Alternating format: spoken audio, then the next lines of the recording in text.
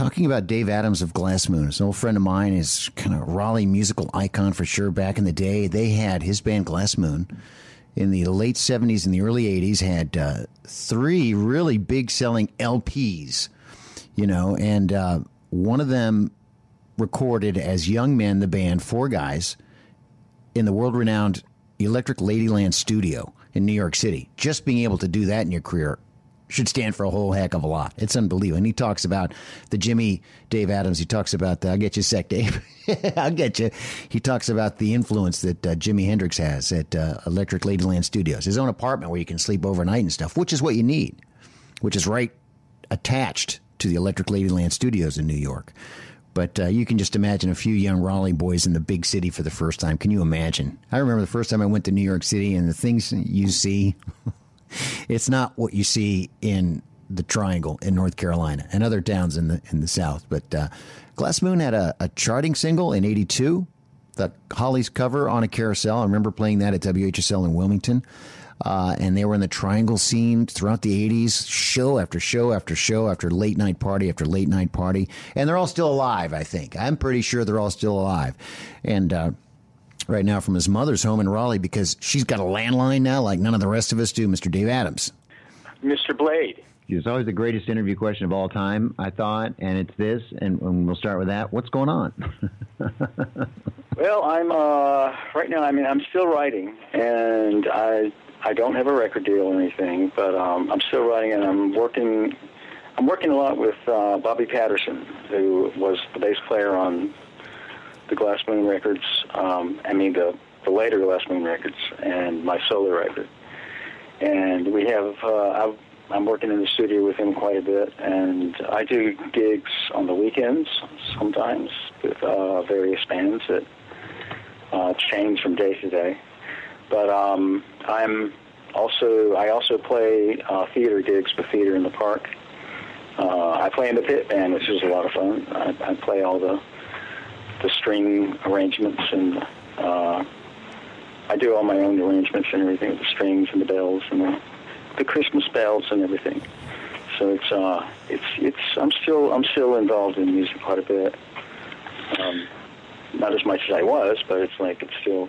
That sounds like a typical musician's life, I guess. But all right, Dave. Now skipping to the Glass Moon music and to the early days in particular, like 1980. I just love that, what I call that majestic ending at Killer at 25. Oh, the ending of it was great. The ending of it was like, I had the ending in my head like the whole time we were doing the song. I said it has to be like huge, and it has to like rise up from nothing, and it did. And it did, and it was like I had a guy come in and program this incredible Oberheim synthesizer I was playing, and you can hear it through the whole song, but it's like, I said, I want it to like, and it's called a gliss, and it's like, I want it to have the portamento go like that, and he said, oh, I can do that. I said, okay, well, let me hear it. And I did it one time, and it was like, that's perfect. Let's record it right now. Wow. And I said, roll tape. And we got to that one ending chord, and I just hit that, and it was just like perfect. It was perfect. And then we like phased it and flanged it and panned it back and forth. And it was flanged it. There's a good term. So I always wondered how much of your songwriting comes down to, your personal life and how much you interweave it and all that. I mean, I'm not a songwriter. I couldn't write a verse if my life depended. I couldn't write a verse. I couldn't write a line. You wrote a book, Yeah. But that's not Dead Air, Yeah. Yeah. That was a great title right there. I forgot to tell you this, but someone read it out here in Arizona, and they downloaded the ebook of it. And they said, man, you know what? You know what I really loved about the book is I can tell you're not an author. Yeah, with a straight face. I'm like, no, hey.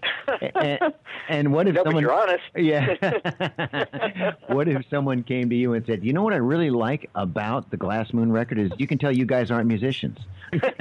exact same. Well, I think we were pretty good musicians, but yeah. I mean, we might have been a little lacking in.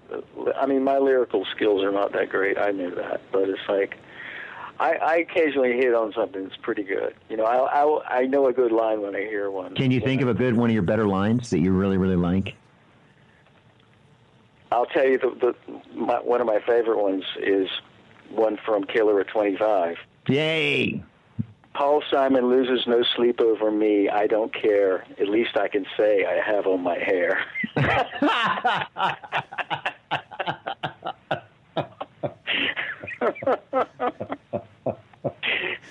Brilliant. Just brilliant. And when I sang that, all the band says, you know, Paul Simon's going to come kick your ass. You know? Yeah. No, he's not. Paul Simon's going to come looking for you. No, he's not going to kick anyone's ass. That's terrific, Dave. Remember when we did karaoke live? I don't know if you remember. Well, we had some guy got drunk as hell. We were at Hooters, of course. Remember that? And you that wasn't so good. The one that we did in the studio was much better. Oh yeah. But you had Suicide Blonde, one of your bands, and they were playing that one time, and people were getting drunk and eating wings and all that. And you were doing a Mellencamp song. It Hurt So Good.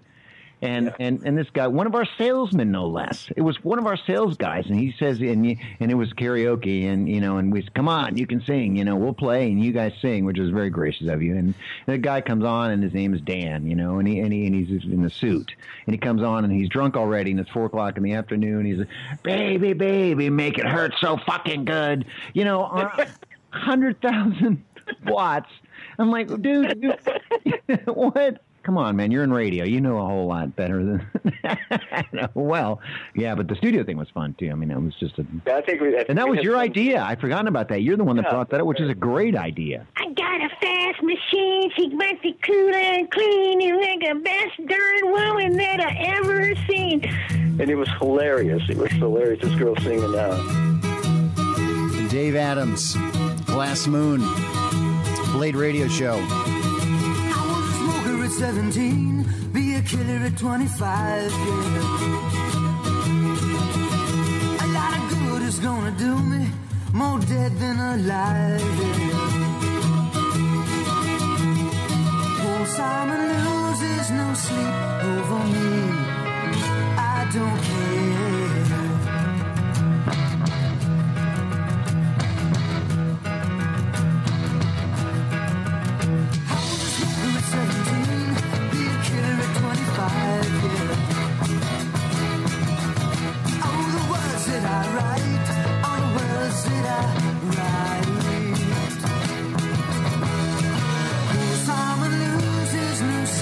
Over me, I don't care.